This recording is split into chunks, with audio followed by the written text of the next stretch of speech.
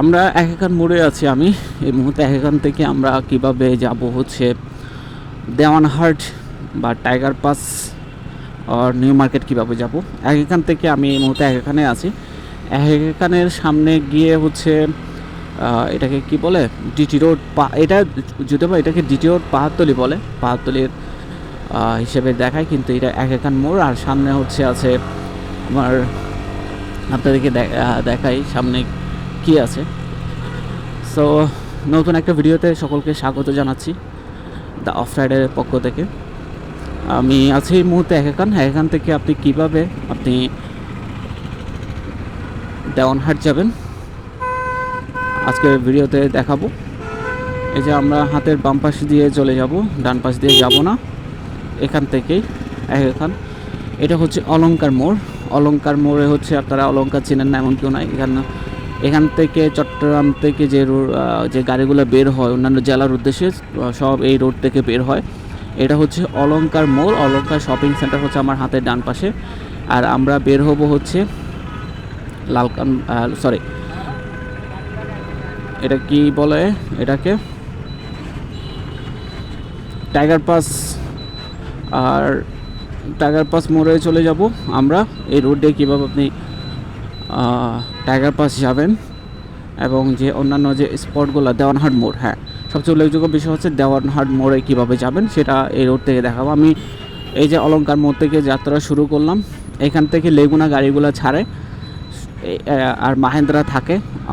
অনেক লেগুনা আছে সরাসরি নিউ মার্কেট চলে যাবে, আর অনেক লেগুনা আছে যে শুধুমাত্র দেওয়ানহাট পর্যন্ত যাবে। তো আমরা যাত্রা শুরু করেছি।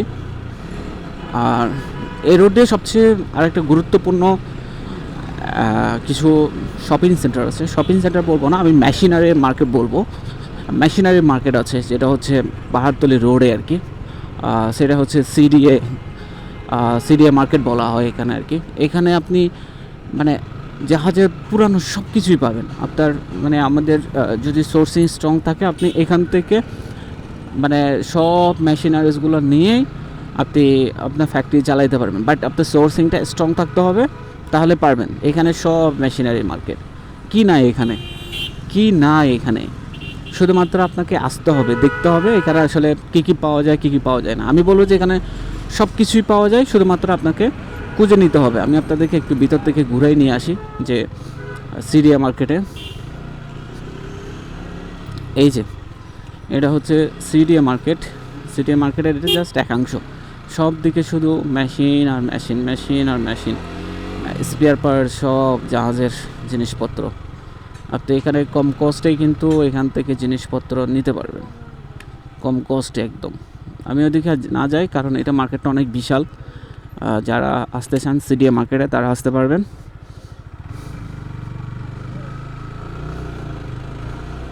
এখানে আপনি জেনুইন প্রোডাক্ট পাবেন, তবে আপনাকে চিনতে হবে। আপনি যদি চিনেন তাহলে আপনি জেনুইন প্রোডাক্ট এখান থেকে নিয়ে যেতে পারবেন, সব জাহাজের প্রোডাক্ট। এখানে যেহেতু চট্টগ্রামে জাহাজ ভাঙ্গার কারখানা আছে, তো সেক্ষেত্রে জাহাজের যে মালামালগুলো সব এখানে নিয়ে আসে কিনে।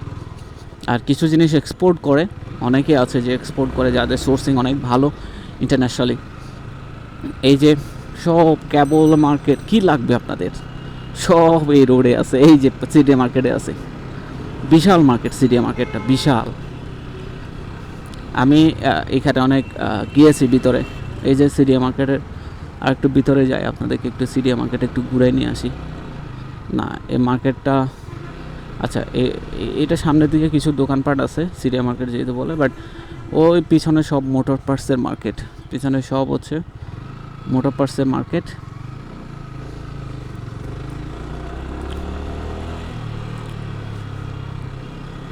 আমরা দেওয়ানহাট যাত্রা শুরু করি।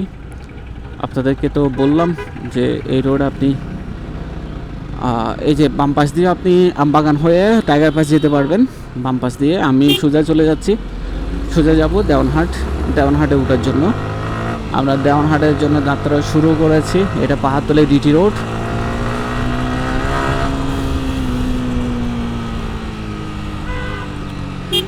এই রোডে হচ্ছে উল্লেখযোগ্য কিছু স্থাপনা আছে, সেটা হচ্ছে আবুল খায়েরের হেড অফিস কিন্তু এই রোডে। যেহেতু আজান দিচ্ছে একটু চুপ থাকি।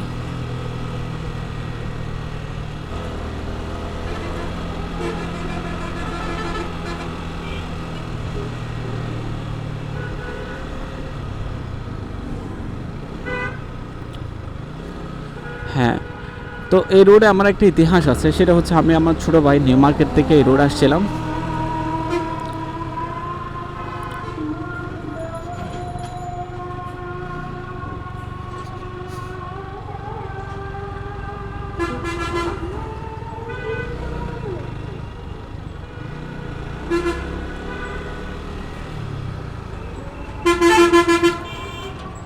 আপনি বামপাস রোড দিয়েও টাইগার পাসে উঠতে পারবেন, বামপাস রোড দিয়েও আর কি।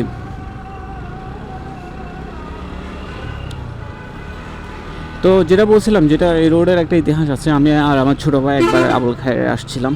আবুল খায়েরে আমার কাজ হয় কিছু, তখন 2019 সালের দিকে সম্ভবত। তো আসছিলাম, আমি হেলমেট নিয়েছিলাম একটা, আমার কাছে হেলমেট ছিল আরেকটা ছিল, বাট একটা নিচে আমার মাথা ব্যথা করতেছিল, আমার ছোটো ভাইয়ের মাথা ব্যথা করতেছিল, যার কারণে গাড়ি আমি ড্রাইভ করছিলাম, বাইক। তো এখানে মানে আসার মাঝে আমাদের পুলিশ সিগন্যাল দেয়, আমি দাঁড়ায় গিয়েছিলাম, এবং পুলিশ সার্জেন্ট যে ছিল, কনস্টেবল তো আপনার তো জানেন আগের কনস্টেবলগুলো কেমন ছিল, আর যে সার্জেন্ট যে ছিল সে আরেক গুন্ডা টাইপসের ছিল। তা আমি বললাম, দেখেন আমাদের অপরাধ তো আমাদের হয়েছে, এবং এখানে কোন দুইটা দিঘি আছে হাতের বাম পাশে, মানে সেটা ম্যাপসে বোঝা যায়। তো যেটা বলছিলাম সেটা হচ্ছে, অবশ্যই অপরাধ যেহেতু করেছে আপনি মানে মামলা তো দিবেনই, এটা তো কোনো কিছু নাই, মামলা দিবেনই, যেহেতু ওর আমার ছোটো ভাইয়ের খারাপ লাগতেছিল, যার কারণে আমি বাইক ড্রাইভ করছিলাম। তো লাইসেন্স তো আছে হেলমেটের জন্য আর কি। তো পরে সে আমার সাথে যাটা ব্যবহার করলো, সে গুন্ডার মতো আমার হুমকি টুমকি দিল, আমারে মানে মাটিতে মিশাই ফেলবে এই ধরনের করে হুমকি টুমকি দিছে, মানে সার্জেন্ট, মানে সে আমার গাড়ি এখনই নিয়ে যাবে। তার সাথে আমি কোনো মানে উল্টাপাল্টা বিহেভও করে নেই, যেহেতু প্রশাসনের রোগ আর আইন শৃঙ্খলা রক্ষা করার দায়িত্ব ওনাদেরই, তো ওনাদেরকে যথেষ্ট পরিমাণ সম্মান তো দিতেই হবে। কিন্তু আনফর্চুনেটলি সে আমার সাথে যা বিহেভ করছিল সেটা আমি এখনও পর্যন্ত বুঝতে পারি না। সো পরে বললাম যে মামলা দেন, আমরা টাকা দিয়ে এটা তুলে নিব, সমস্যা নাই। তো পরে আশেপাশে অনেক মানুষজন আসছিল, মানুষজন মানে থাকাতে সে আর আমার সাথে আর কোনো উল্টাপাল্টা বিহেভ করতে পারে নাই।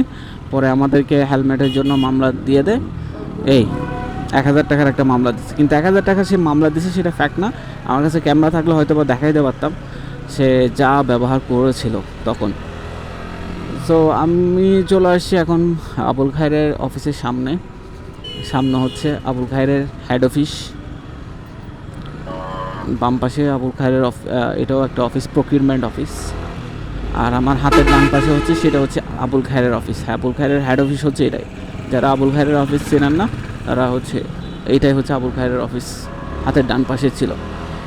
সো এই রোডে মানে সবসময় বড় বাস চলাচল করে না, কিছু বাস আসে যেগুলো ঢাকা থেকে এটা, আর এই রোডে ট্রাক বেশি, সিএনজিও আছে, আর লেগুনা, আর মোটর রিক্সা তো আছেই, এটা নিয়ে কোনো কিছু বলা নাই। আর সিএনজি থাকে, সিএনজি সারা বাংলাদেশ থাকে এখন, এ হচ্ছে কাহিনী। তো আমরা অলঙ্কার মোড় থেকে শুরু করেছিলাম যাত্রা, আমরা দেওয়ানহাটের কাছাকাছি, প্রায় এখন একটু দূরে আছে বাট প্রায় কাছাকাছি আসতেছি দেওয়ানহাটের।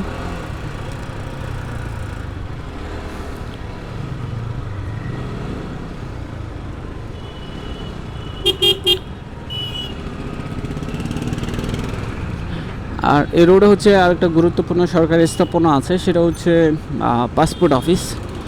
হ্যাঁ, ওটা হচ্ছে মনসুরাবাদ পাসপোর্ট অফিস। এই যে মনসুরাবাদ পাসপোর্ট অফিসের মানে এখন আরেকটু সামনে আছে, এক মিনিটের মতো হয়তো বা বাইক চালাইতে হবে।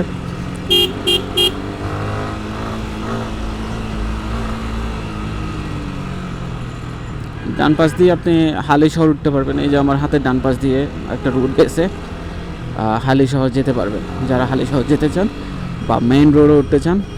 মূল সড়কে উঠতে চান সেটা উঠতে পারবেন।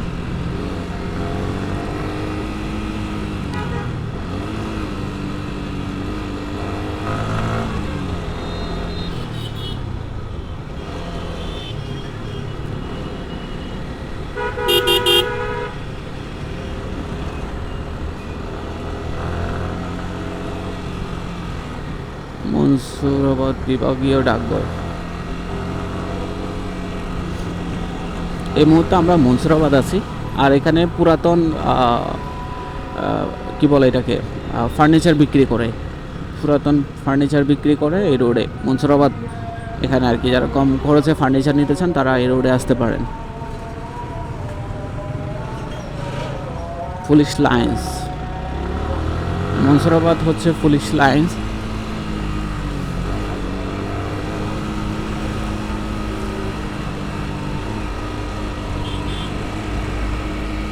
এইখানে একটা মাজার আছে, অনেক বড় সড়ো একটা মাজার আছে।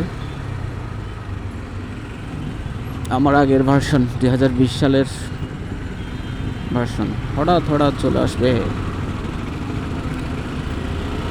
হযরত খাজা জিন্নাত আলী রাদিয়াল্লাহু তাআলা মাজার শরীফ, খাজা জিন্নাত আলী, যে যারা এই মাজারে আসতে চান তারা আসতে পারেন। সেটা হচ্ছে আপনি অলংকার অথবা একাকান মোড় থেকেও আসতে পারবেন। আর আমার হাতের বাম পাশে যে আসতেছে হচ্ছে Mansurabad passport office, regional passport office হচ্ছে আমার হাতের বাম পাশে আসবে। এটা না, এরপরের স্পটটা এটা হচ্ছে দেওয়ানহাট মোড় থেকে একদম পাশে, যেখান থেকে ফ্লাইওভারে উঠে ওইখান থেকে।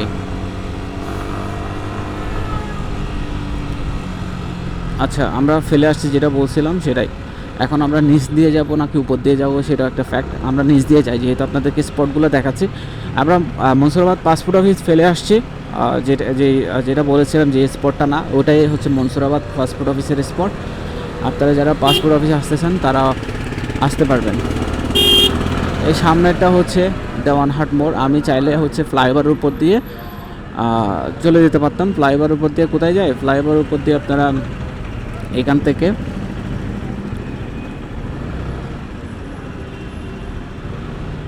মাঝে মাঝে মানে কিছু নোন স্পট মাথায় আসে না। এই যে মাহিন্দ্রাগুলা বেশি ডেঞ্জারাস, মাহিন্দ্রাগুলা।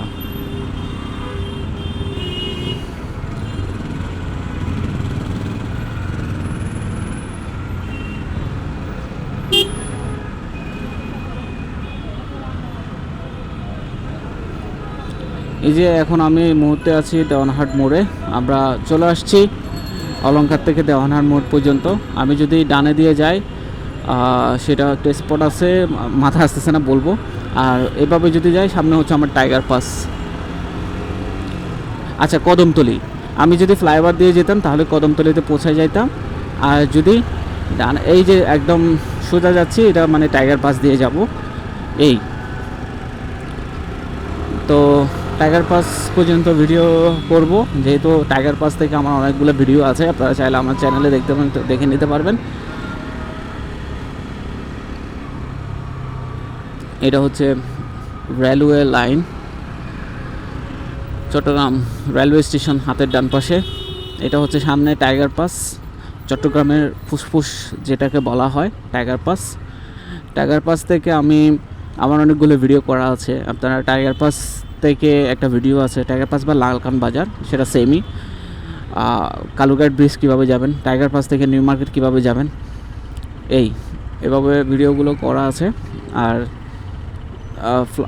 এক্সপ্রেসওয়ের উপর দিয়ে তো ভিডিও করাই আছে, এটা তো বলা লাগবে না।